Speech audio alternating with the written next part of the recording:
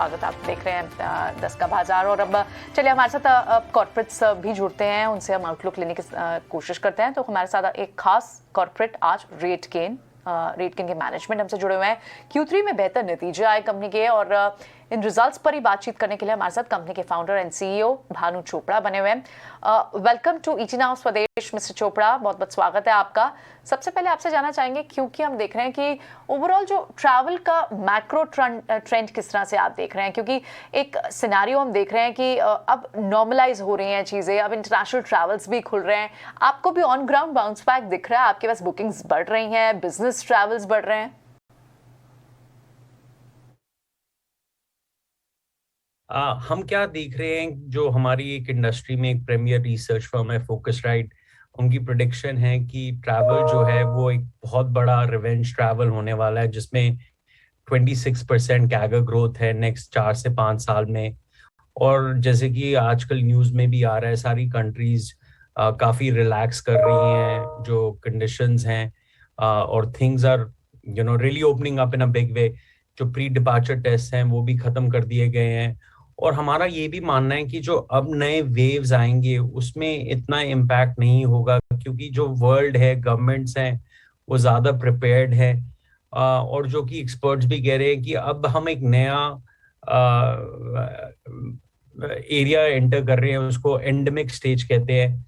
और गवर्नमेंट्स भी प्रिपेयर्ड हैं कि ये जो अब नए वेव्स आएंगे तो डिसरप्शन ट्रैवल इंडस्ट्री में काफी कम होना चाहिए। और जो कस्टमर्स भी हैं, हम देख रहे हैं कि वो ट्रैवल करना चाहते हैं, और जो इंटरनेशनल रिस्ट्रिक्शंस रिलैक्स हो रही है उससे हमें लगता है कि जो इंटरनेशनल ट्रैवल है वो सेंटर स्टेज लेगा, और ये रिवेंज ट्रैवल में लीजर सबसे ज्यादा बाउंस बैक करेगा। और जो कि हम अपने वॉल्यूम्स में भी देख रहे हैं, तो ओमिक्रॉन की वजह से दिसंबर और जनवरी में हमने डिक्लाइन जरूर देखा था अपने वॉल्यूम्स में, बट अभी फरवरी में हम वापस डिमांड देख रहे हैं। हमारा एक प्रोडक्ट है डिमांड AI करके, जो मेजर करता है कि ट्रैवल डिमांड कैसी है। तो उसमें हमें दिख रहा है कि स्पेसिफिकली जो मेजर डेस्टिनेशंस हैं, जैसे कि लंदन, बार्सिलोना, दिल्ली, उसमें 10% इंक्रीज है डिमांड में। सो मेरा मानना ये भी है कि जो ये जनवरी, फरवरी और मार्च का जो क्वार्टर होता है, इसमें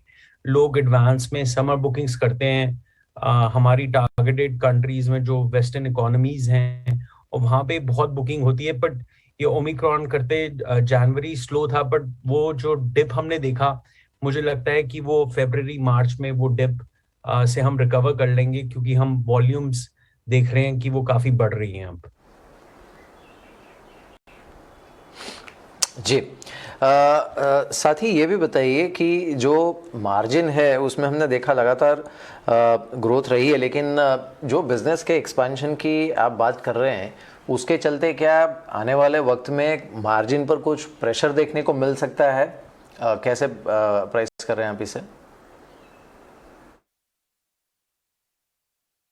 देखिए, अभी कंपनी जो है एक ग्रोथ मोड में है। हमने बात की कि ये रिवेंज ट्रैवल है, ये अब हमारा टाइम आ रहा है, क्योंकि हम कोविड से निकल रहे हैं। तो कंपनी का फोकस बहुत ज्यादा ग्रोथ पे ही है। और ग्रोथ दो तरीके से हम कर रहे हैं। एक तो हम जो हमारे एग्जिस्टिंग प्रोडक्ट्स हैं उनको कंटिन्यू टू पेनेट्रेट करते रहेंगे, और दूसरा हम जो ये नई इनोवेशंस में इन्वेस्टमेंट्स कर रहे हैं, तो इसमें भी हम जारी रखेंगे अपनी इन्वेस्टमेंट्स।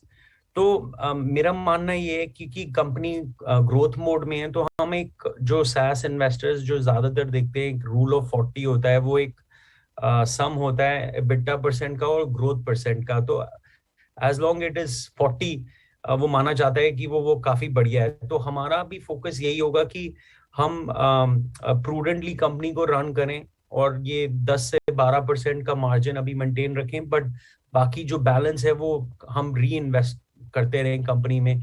तो हम जो हमारी सेल्स एंड मार्केटिंग में, मैं आपको बताना चाहूंगा कि हम काफी फोकस्ड है। हमने जो हमारी US में सेल्स टीम्स हैं उनको बढ़ाया है, और हमने हिस्टोरिकली US में हमारा काफी अच्छा बिजनेस रहा है। बट अब जो ये यूरोप और एशिया में टेरिटरीज खुल रही हैं, तो हम एक्सेलरेशन देख रहे हैं हमारी न्यू सेल्स और बुकिंग्स में इन रीजन्स में भी। तो इसको देखते हुए हमने अपनी जो सेल्स टीम है यूरोप में भी काफी इसको बढ़ाया है, और जो हमारे नए प्रोडक्ट्स हैं उसमें हमने काफी ट्रैक्शन देखी है। तो ये हमारा जो गो टू मार्केट इंफ्रास्ट्रक्चर है नए प्रोडक्ट्स के लिए, इसको भी हम बढ़ा रहे हैं। तो लार्जली ये इन्वेस्टमेंट्स हम अपनी सेल्स एंड मार्केटिंग में कर रहे हैं, बट हमारे जो नए न्यू प्रोडक्ट्स हैं जिनकी ट्रैक्शन बहुत बढ़िया है, तो we want to continue to invest कि हम नए प्रोडक्ट्स लॉन्च करते रहें, जिसके बारे में मैं आपको और बताना चाहूंगा आगे वाले क्वार्टर्स में। और ये लार्जली जो इन्वेस्टमेंट्स हैं ये हमारे कस्टमर्स को हेल्प करती हैं कि वो गेस्ट से कैसे इन डिजिटल एज में कैसे एंगेज करें और उनका जो वॉलेट शेयर एक्सपेंशन करें। राइट भानु, आईपीओ के समय आपने ये भी बताया था हमें कि ये जो फंड्स हैं ये एक्विजिशन के इस्तेमाल में भी आएंगे, तो आपने एक्विजिशंस को लेके किस तरह का प्रोग्रेस किया है? क्या आपके टारगेट्स हैं क्या अभी आपके रेडार पे?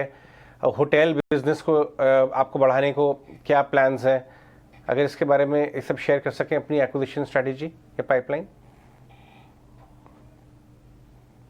हाँ, तो आप मेरे से 2 क्वेश्चंस पूछ रहे हैं, तो मैं पहले माय होटल शॉप की बात करना चाहूंगा। तो हमारी इंटीग्रेशन कंप्लीट हो गई है। तो माय होटल शॉप बिकॉज एक जर्मनी बेस्ड कंपनी थी, तो उनका ज्यादा फोकस यूरोप में ही था, स्पेसिफिकली 3 कंट्रीज में था, जर्मनी, ऑस्ट्रिया और स्विट्जरलैंड।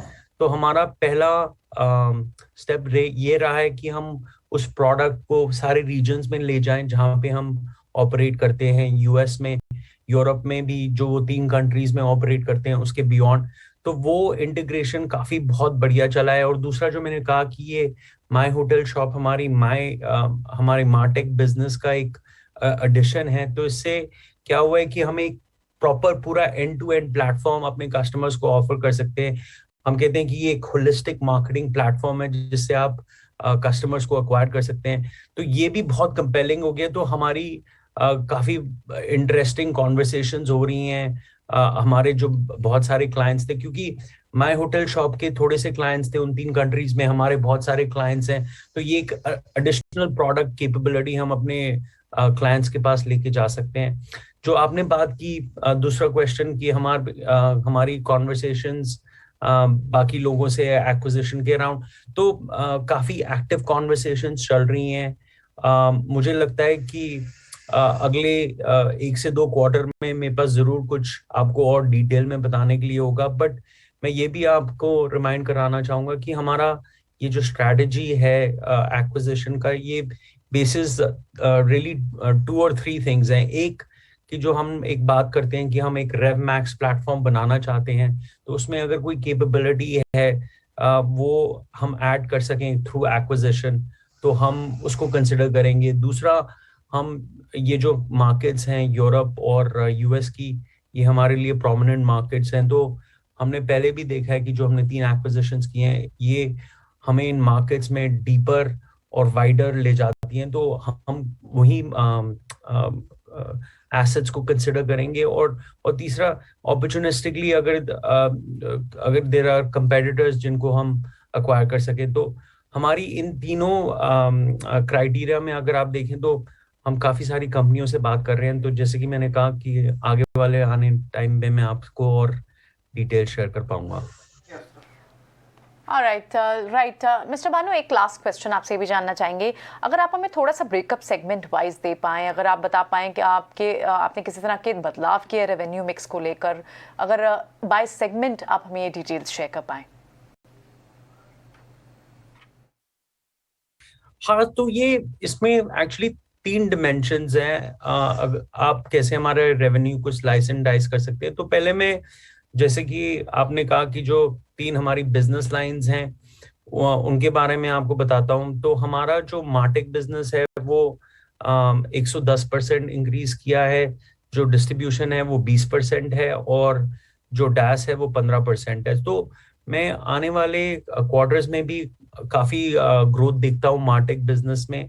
और डिस्ट्रीब्यूशन में क्योंकि वॉल्यूम्स थोड़ी कंप्रेस हुई ओमिक्रॉन के होते हुए, तो वो मेरे को लगता है कि वो इम्पैक्ट जो है वो अब खत्म हो रहा है और हम उसमें भी काफी अच्छा ग्रोथ देखेंगे। और हमने लास्ट क्वार्टर में काफी बिग डील्स भी की हैं अपने डिस्ट्रीब्यूशन बिजनेस में, तो उसकी ग्रोथ भी मुझे काफी रोबस्ट लगती है। और डैश में हमने जो ये नए प्रोडक्ट्स लॉन्च करे हैं, रेव एआई और डिमांड एआई की, इसमें भी मुझे लग रहा है कि हमें काफी अच्छी ट्रैक्शन आएगी और ग्रोथ अच्छी होनी चाहिए। दूसरा डिमेंशन है कि हमारा जियोग्राफिक स्प्लिट क्या है। जैसे कि मैंने पहले भी बताया था, हमारा 63% यूएस से है, 20% यूरोप से है और बैलेंस एशिया और रेस्ट ऑफ द वर्ल्ड से है। और मुझे लगता है कि वो जो जियोग्राफिक स्प्लिट है वो वैसे ही रहेगा। US will continue to remain the more focus market for us.